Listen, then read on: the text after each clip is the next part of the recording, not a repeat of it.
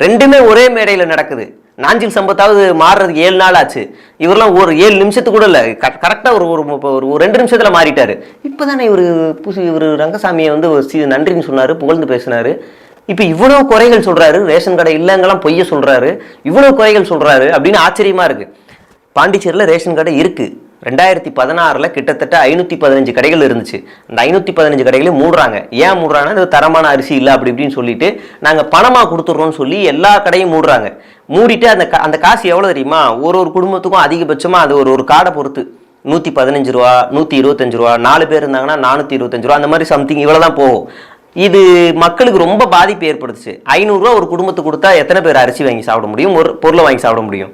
அப்போ ஒரு பெரிய போராட்டம்லாம் அங்கே நடக்குது. நடக்கும்போது என்ன ஆகுதுன்னா, சந்தை விலையில் அரிசி பருப்பு எல்லாம் ஏறிடுச்சு, நீங்கள் கொடுக்குற 500 ரூபா வச்சு வாங்க முடியாதுனால திரும்பவும் ரேஷன் கார்டு ஓப்பன் ஆகுது. எப்போ ஓப்பன் ஆகுது? நேற்று இன்னைக்கு ஓப்பன் ஆகலை. விஜய்க்கு நேற்று எழுதி கொடுத்துருப்பாங்க போல, அதனால பேசுறாரு போல.